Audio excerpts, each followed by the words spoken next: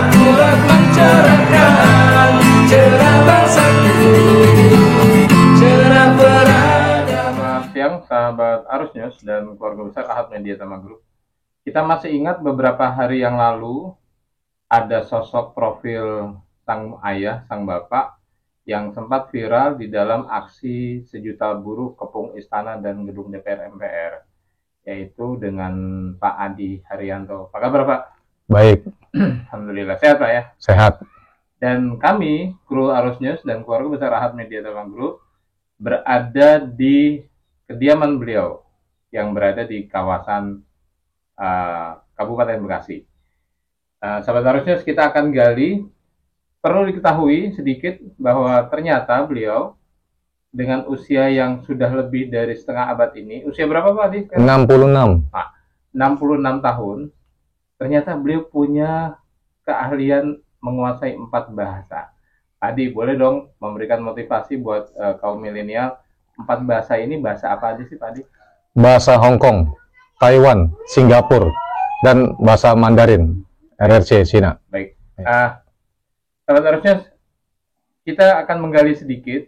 Tadi, kemarin waktu di acara aksi sejuta buruh kepung istana, karena suara begitu hiruk pikuk ya Pak ya, boleh nggak Pak berbagi informasi sedikit? Karena selama ini rakyat kita, kaum milenial, hanya mendengar, oh waktu ada WNA, tenaga warga negara asing, gitu ya, tenaga kerja asing, yang intimidasi ini itu dan sebagainya. Sebenarnya ada nggak sih Pak Andi? Sebenarnya ada. Juga di waktu bangsa kita mau silaturahmi lebaran pulang kampung, disekat-sekat nggak boleh. Alasannya COVID. Tapi WNA Cina, Tiongkok masuk ribuan di Bandara Soekarno-Hatta. Tapi beliau tidak keluar dari bandara, karena beliau udah disiapin lagi pesawat kecil untuk ke Konawe, Sulawesi Tenggara. Kebetulan waktu itu saya ada di sana. Baik. Demikian. Tadi buat saat tadi diberikan tugas di KCIC Bandung, ya. Kereta cepat Indonesia Cina ya. Betul. Dan pembangunan tol Cisumdawu. Betul. Itu ada sesuatu yang ganjil ya Pak Adi? Banyak. Seperti apa sih Pak Adi? Terutama pekerja-pekerjanya TKA Cina itu banyak ilegal. Satu.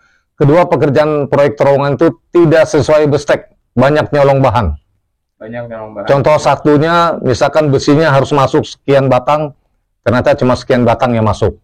Oke. Kedua, yang harusnya dicor, diisi besi beton, ada yang dicor, ada yang tidak. Baik. Gitu. Tiga, itu masalah terowongan, setiap satu sub ada diambil contoh sampel untuk dikirim ke PU Bandung. Memang diambil sampelnya dari proyek, tapi setelah di kantor dicampur semen lagi, baru dicetak bunder-bunder seperti cetakan kue putu labu, teman dia besar begini, panjang gini. Setelah dicampur semen lagi, dijemur kering, baru dikasih nomor, dikirim ke PU Bandung. Inilah yang saya cor di atas, padahal bukan itu. Yang dicor itu nggak sesuai sama yang dikirim. Oh, oke. Jadi itu hanya kamuflase Pak ya? Kamuflase. Dan ketika tim QC Quality Control PU Jawa Barat atau Bandung, Jawa Barat, itu datang gimana Pak? Apakah ada perlakuan untuk tutup mulut? Ada. Jadi QC dari Bandung mengontrol ke situ. Pertama ketemu saya di situ, dia bilang ini sirtunya harus dicampur potongan kawat. Nah, setelah saya kasih tahu sama Cinanya, yang ada dalam terowongan itu diangkat pakai mobil shovel ke basing camp. Setelah diangkat situ, masuk lagi yang ada kawatnya. Setelah gitu nggak lama, si orang PU tersebut dipanggil ke kantor, tapi selanjutnya tidak balik lagi ke lokasi proyek. Kedugaan saya pasti diamplopin. Demikian. Baik. Yang nggak kalah pentingnya Pak Di, informasi yang berhasil kita dapati bahwa Bapak pernah mengalami penyiksaan. Dan apakah sudah dilaporkan ke Polda atau Kompolnas? Sudah semuanya. Pertama kejadian itu, saya langsung visum di RSUD Sumedang. Di tahun berapa Pak Bapak mengalami informasi penyiksaan? Karena dari redaksi pun kita mendapatkan laporan seperti itu. Kejadiannya 2018. Okay. Karena saya lihat banyak kecurangan. Satu diantaranya, tapi saya nggak melihat masalah pembuangan bendera merah putih di lapangan.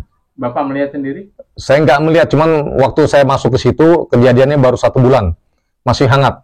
Baik. Informasinya dari masyarakat situ sempat dipukuli Cina itu, setelah itu diamankan, dibawa ke Polres. Besok hilang Cina itu udah dipulangkan ke Cina. Nah, jadi orang Cina yang menghina bendera merah putih kita itu dilindungi oleh Bapak Kapolres AKBP Hartoyo.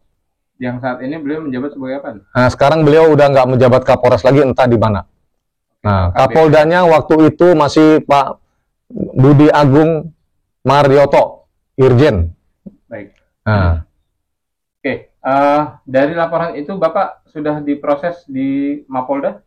saya pertama diproses di Polres, di BAP. Oke, bisa lihatkan Pak suratnya? Yang surat itu ada di ini di SP3. Oke. Yang ini yang bentuk SP3-nya? Ya, SP3-nya. Sudah di SP3? Udah, Ada lembar kedua Pak? ada. Boleh dibalik?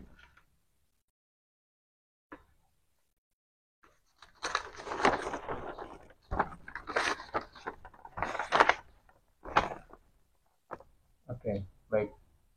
Nah, apa nih alasan dari pihak Polda Jabar meng-SP3 kan?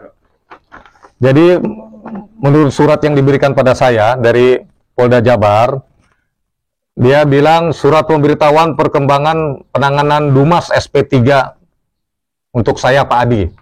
Jadi katanya kalau memang saya istilahnya merasa merasa kurang puas, silakan melalui jalur hukum. Nah, Saat itu Bapak melaporkan tentang apa Pak? saya melaporkan masalah penganiayaan saya karena saya membongkar kasus penipuan dan kebohongan Cina Tiongkok. Tadi untuk foto seperti apa sih Pak wajah dari Chinese atau pengusaha asing yang telah menyuruh orang untuk membunuh Bapak? Ini fotonya. Namanya Mr. U, WNA asing dari Tiongkok, Cina. Oke. Ini yang foto yang di sebelah menggunakan kendaraan motor, dia juga? Ini Cina juga, WNA ilegal. Dia operator beko. Di wilayah Cisumdawu? Ya. Oke. Nah, Yang di bawah itu mobil ini mobil saya yang dianiayai sama preman. yang dirusak Pak ya? Dirusak sama preman. Baik. Hmm. Ada lagi Pak dokumen yang bisa? Nah, ini kantornya KCIC di Desa Walini, Cikalong Wetan, Bandung Barat. Harusnya ini kantor KCIC Ya, yang jelas-jelas padahal ini ada di Negara Kesatuan Republik Indonesia. Ya. Kantornya dengan bertuliskan huruf Cina. Ya. Yang terowongan itu Pak, terowongan Cisumdawu? ini yang sebelah kiri adalah terowongan Cisumdawu. Saya bekerja di sini. Ini kurang lebih panjangnya berapa Pak? Satu terowongan kurang lebihnya 483 meter.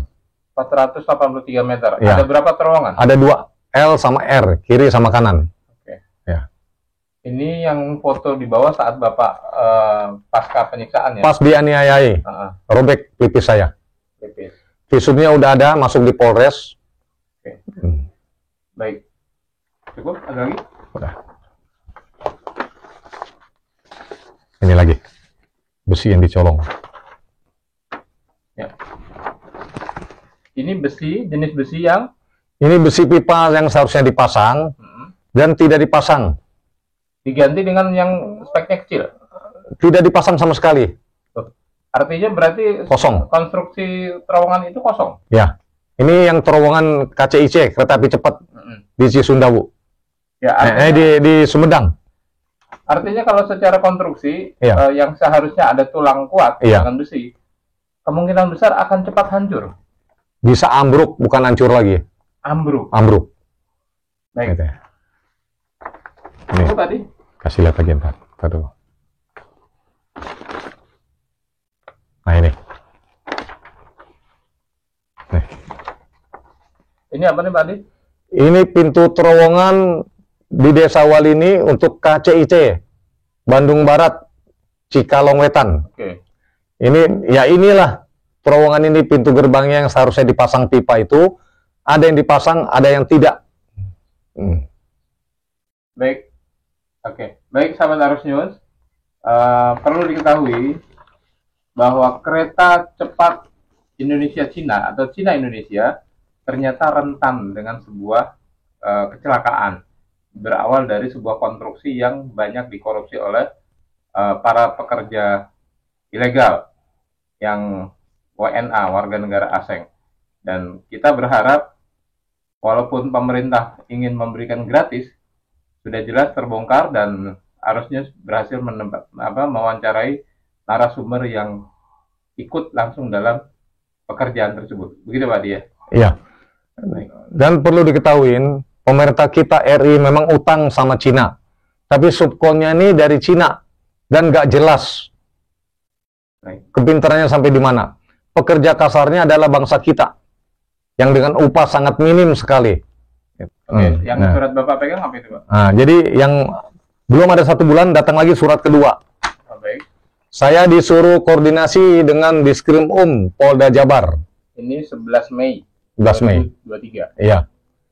Oke, Bapak sudah lakukan itu? Belum. Ada rencana hari Senin ini baru saya ke sana. Oke. Baik. Informasi yang tadi sempat datang, utusan DIR, ada berapa orang, Pak? Tadi pagi ada utusan DIR dari Polda Jabar, ada 4 orang. Nah, jadi beliau menanyakan ke saya, hanya mau konfirmasi masalahnya. Nah, kejadian yang kemarin yang viral di media sosial masalah 1 juta buruh. Gitu. Jadi saya ceritakan apa adanya semua. Jadi beliau diperintahkan sama DIR, suruh mencari saya, dan koordinasi ketemu langsung. Bagaimana dan apa maunya saya katanya. Beliau itu. Yang nggak kalah pentingnya Pak, himbauan. Nggak kalah pentingnya himbauan kepada terutama bapak-bapak polisi kita yang ada di seluruh Indonesia. Jalaninlah tugas yang benar. Jangan membela yang salah. Saya memang orang nggak punya, tapi saya tidak akan jadi penjilat. Saya tidak akan menyerah dengan intimidasi dan pengancaman untuk pembunuhan diri saya. Baik. Lalu himbauan buat kalangan milenial, Pak? Nah, himbauan untuk kalangan milenial, kita berjuang terus sampai titik darah penghabisan. 1. Kedua, kalau menemukan aparat-aparat dari terutama kepolisian, kalau memang ada yang nggak benar, ya kan, silakan laporkan kepada atasannya. Kalau memang istilahnya buntu juga, nggak ada jalan, laporkan ke Mabes Polri. Baik. Itu. Pak, yang terakhir Pak, sebagai terakhir, bahan baju yang Bapak sempat dianiaya. Nah, ini contoh baju saya waktu saya dianiaya. Robek. Oke. Ini berdarah-darah. Ini yang tahun 2018? 2018. Ini kejadian di Desa Sabagi, Sumedang, Jawa Barat. Sabagi, Sumedang, Jawa Barat. Ya. Atas perintah? Cinanya ini karena saya bongkar kecurangannya, dia menyuruh preman untuk membunuh saya. Jadi, saya dikeroyok. Tangan ketiga ya? Tangan ketiga. Saya dikeroyok. Setelah dikeroyok, saya luka-luka, saya visum di RSUD, saya di BAP di Polres Sumedang. Oke. Tapi sampai sekarang nggak ada kelanjutannya dalam perkara ini, nggak ada. Apakah dipetieskan oleh AKBP? Ada kemungkinan, soalnya anggota dari Kanit Serse, Pak Trisunu, dia bilang, udahlah Pak, katanya, saya cari saksi juga gak ketemu, nggak usah dicawe-cawe lagi, katanya. Termasuk saya juga sama oknum Polda Jabar, saya diintimidasi. Nah, Bapak nggak usah cawe-cawe lagi anggota yang di Polres, karena kasihan. Mereka ditekan dari Polda Jabar, katanya. Waktu itu masih Pak Kapoldanya masih Irjen Budi Agung Marjoto. Di tahun 2018? Di tahun 2018. Sampai sekarang 2018 kurang lebih berjalan 6 tahun, tapi nggak berjalan. 2 kali saya kirim surat ke Jokowi, juga nggak direspon. Tidak ada respon? Tidak ada respon. Artinya presiden kita yang katanya merakyat ini tidak pernah merespon keluhan rakyatnya? Betul. Omong bohong aja Pak, cuma janji-janji aja. Itu. Baik, sahabat Arusnews, inilah penuturan dari Bapak Adi Haryanto. Negara kita bukan dalam keadaan baik-baik saja. Negara kita dalam keadaan yang kondisi mengkhawatirkan. Para tokoh nasional, ayo, ini bukti sebuah kesaksian bahwa ada seorang ayah, seorang bapak yang diintimidasi oleh WNA, warga negara. cerah